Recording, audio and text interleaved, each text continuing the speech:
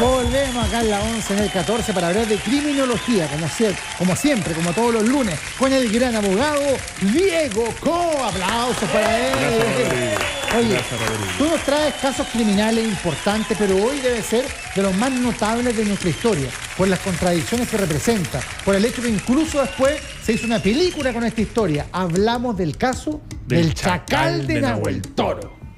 De previo, gracias nuevamente, gracias a todos los televidentes, y darle las gracias al colega anterior. Exacto, por lo importante que hizo la formalización, claro. Momento oportuno, derecha en constitución importante, así que Muy qué bien. bueno que se está dando esa educación jurídica. Es cierto. Diariamente o semanalmente. Bueno, hoy día nos convoca el Chacal de Nahuel Toro. Para eso hay que hablar de lo que pasaba en la década del 60, Sí. en la década del 63. Otro Chile, otra historia, otras cosas. Gobernaba nuestro presidente Alessandro Rodríguez. Jorge Alessandri. Don Jorge Alessandri. Y la verdad que ingeniero, directivo de la papelera, se dice que es un hombre parco, muy serio.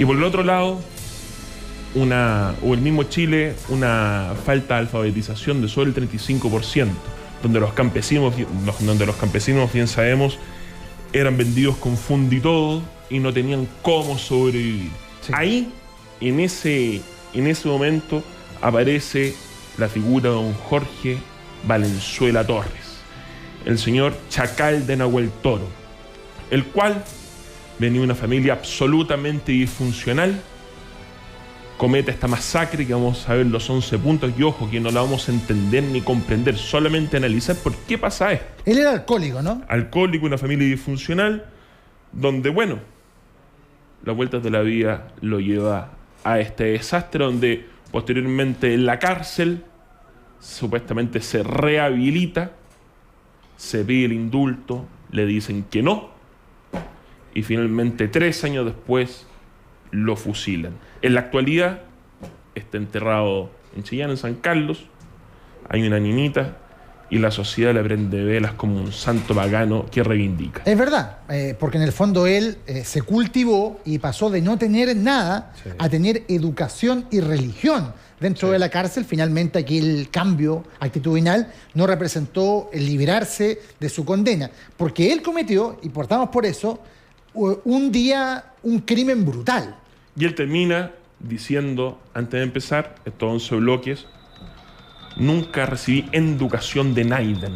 Claro. Esa fue su última frase. Y se ve en la película, Se vean ve la en de la- Miguel Litino, una gran película, Y también ¿cierto? con Dorito como el Chacalito. Exacto. Un hombre que no tuvo educación, con una familia disfuncional, que tenía una convivencia con una mujer convivencia, y que llega- mata a su señora y a sí. los niños, ¿no? Llega en julio del año 60, conoce a doña Rosa Rivas en Nahuel Toro. En esa localidad él ya venía despedido del Cachapual, donde Rosa Rivas era viudo de Óscar Sánchez, que lo mataron, y tenía a su vez 5 hijos.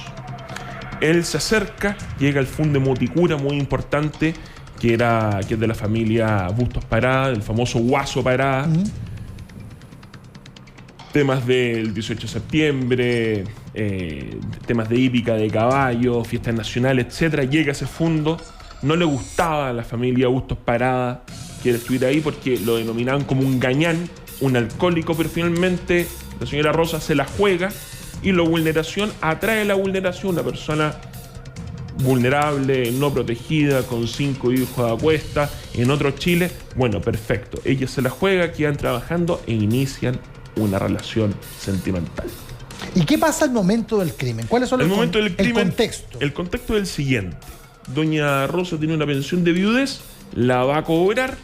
Cuando vuelve, llega con las manos vacías por temas burocráticos. El señor Chacal de Nahuel Toro, Valenzuela Torres, don Jorge, estaba ebrio, estaba bebiendo y le exige el dinero para seguir bebiendo. Y le dice: por la chita, ¿dónde está el dinero? No tengo dinero. Se enajena, por cuanto le empuja. Doña Rosa le lanza una piedra, lo masacra, lo agarra a palos Y posterior. Ella lo expulsó del fondo, ¿cierto? Sí, lo expulsó. Claro, eso es fondo. importante. Lo expulsan del fondo. Claro. El dueño del fondo lo expulsa por esta convivencia media extraña, claro, que le da mala espina al dueño Muticura, y se van. ¿Dónde se van? A cercanía de Nahuel Toro, a la isla. Perfecto. Se van a la isla, un lugar totalmente despoblado, sin auxilio, totalmente vulnerable, y con ocasión de cobrar su pensión de viudez, no se lo dan como porteros burocráticos, a lo cual le exige para seguir bebiendo, le tira una piedra para que se calmara, la agarra a palos, lo masacra y posteriormente mata a sus 5 hijos. ¿Y qué es lo que hace él? ¿Arranca? ¿Huye?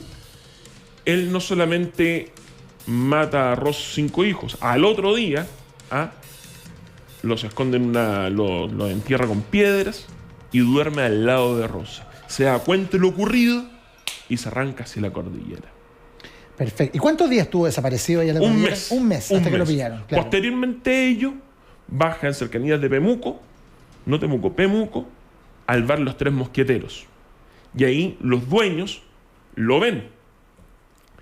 Ya lo habían visto en cercanías, le ofrecen un trago de cortesía, le ponen un saco, y ahí empieza la cacería humana más grande en ese momento. En el fondo, estábamos en un periodo de celebraciones, y a él entiendo que lo detienen casi como en una fonda, ¿no? En una fonda que se llama Los Tres Mosqueteros. Claro. Y en ese momento lo engañan, él no sabía, unos tragos de cortesía de la casa, y lo entregan. Lo entregan amarrado en un saco, y ahí parte la cacería y lo entregan.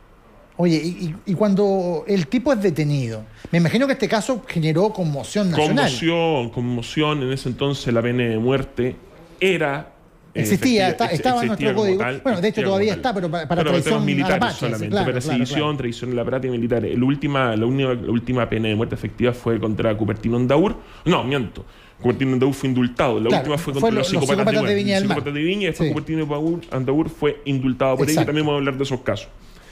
Y la primera condena que le dan es de 33 años. Y 19 días. Le dan una condena de 33 años y 19 días. Estaba en prisión preventiva. ¿Y qué ocurre entonces que después hubo una apelación? Empezando toda esta burocracia jurídica y Alessandri, más que Alessandri, se llega a la conclusión, no quiero hablar de reformalización, eso entonces no hay formalización en otros los términos, pero se conmuta esta pena por pena de muerte. Oye, y ahí parte una pena de 33 años por pena de muerte. Sí, por pena de muerte. La legislación lo permitía en ese minuto. Lo que pasa es que más que recondenar, se reformularon los hechos. Los cargos. Y la presión social indicaron que estaba vigente la pena de muerte. ¿Y tuvo dos juicios entonces? No, uno solo. Fue solamente uno, el punto de que esa pena a la sociedad no le satisfizo. No le satisfizo. ¿Y qué pasó? Se cambió por la pena de muerte. Y estando en la cárcel durante esos 3 años... ¿Estuvo en qué presidio? En Chillán. En Chillán, ya. Durante esos 3 años, el sacerdote católico Eloy Parra se encariña con él. De ser analfabeto, le enseña a leer, le enseña a escribir, le enseña el arte de carpintería, se pone a hacer guitarras y parte de la justicia rehabilitadora del derecho penal, se empieza a rehabilitar. O sea, todo lo que esperamos de la justicia pasó con el Chacal. Sí. O sea, él cometió un crimen atroz, no lo vamos a discutir, fue presa de un impulso criminal que merecía una condena muy dura, pero él llegando a la cárcel, primero es apadrinado por un religioso, comienza a trabajar en un oficio, comienza a educarse, o sea, es lo que llamamos hoy día rehabilitación, que no existe en la cárcel. Y este sacerdote, de apellido Parra, empieza a abogar por él, solicitando un indulto, este beneficio del Estado correspondiente al presidente de la República, y Alessandri fue tajante en decir no al lugar. Claro, también por la presión social que había frente a la descripción. Porque en el fondo hay que entender esto. Lo que se conocía en los medios en ese minuto Chacal de Nahuel Toro era la historia del monstruo que fue. Sí.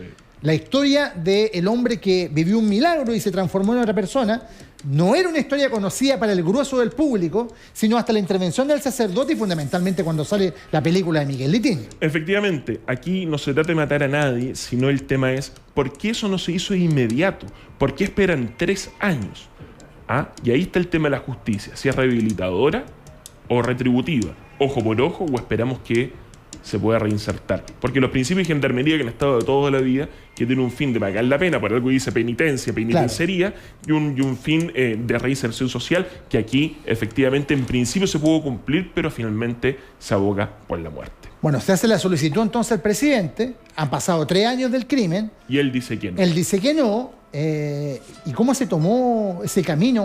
Yo vi la película, por lo tanto sé más o menos lo que pasó ahí, pero ¿cómo ese camino previo ya a la confirmación de la pena y que se ejecute debe haber sido algo terrible, considerando todos los aspectos que hemos conocido de su rehabilitación? Se luchó, se insistió, fue no al lugar hasta que un día de abril del año 63, a las 7:25 de la mañana, el día anterior, mejor dicho, le preguntan su último deseo: ver a su madre.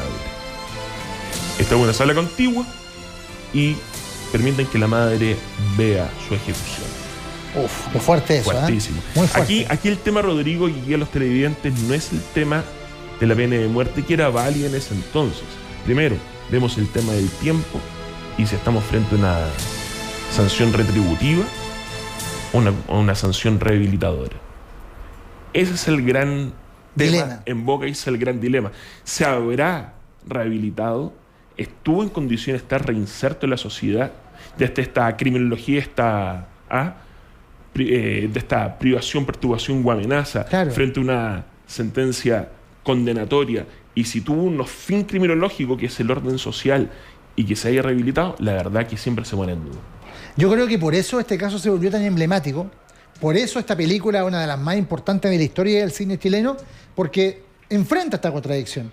Y yo creo que plantea a la gente la conclusión de que muchas veces la justicia no rehabilita, y por más que el crimen haya sido atroz y merecía un castigo, en este caso habían condicionantes que a él lo llevaron a tener una conducta completamente antisocial. Muchas condicionantes, y el tema, como decía el colega anterior, la oportunidad. La formalización tiene que ser el momento oportuno. Ni que Dios quiera, tú te asaltan, claro, tú te puedes defender legítimamente, pero eso tiene que ser inmediato. No es que lo hice 2 años después, no. Yo no digo que al señor Valenzuela Torres lo hubieran matado de inmediato, para nada. Pero esperaron mucho tiempo. Entonces hay contradicciones y oportunidades que no se dan. ¿Por qué no lo hacen de inmediato? ¿Por qué esperan 3 años después? Está bien que los procesos sean lentos, sean burocráticos, pero ¿por qué pasa eso? Entonces hay una contradicción que divide el país, en el fondo, si se hace ahora, durante o después, y en qué momento se hace. Sí. Ese es el gran problema que hay con este caso, porque fue el año 60 y esperan 3 años para su ejecución. ¿Ha cambiado algo en la justicia respecto a este aspecto? Al tema de valorar la rehabilitación como un elemento importante de la función penitenciaria. Mira, en su momento en Gendarmería de Chile estaba el UNICRIM, la unidad criminológica, después desaparece. Don Roberto Fantuzzi, que en paz descanse, fue uno de los primeros empresarios que creyó el delincuente. Se habla del principio de peligrosidad.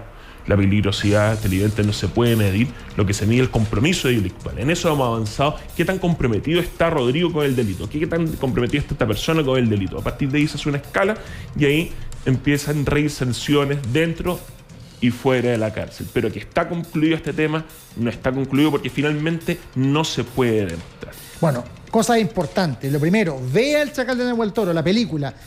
Fundamental en la historia del cine chileno y le va a entregar perspectivas más profundas de lo que hemos conversado hoy día. Y el tema queda abierto. Rehabilitación existe hoy en nuestra cárcel, y en nuestro sistema penitenciario. Existe dentro de la cárcel. Exacto, claro. Exacto. Bueno, son temas que, como todos los lunes, nos presenta nuestro abogado y criminólogo, don Diego Coa. Aplausos para él. Acá está la tarjeta.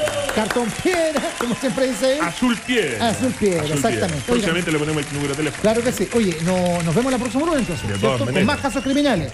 Y nosotros nos vamos al corte y ya volvemos con más acá en la 11.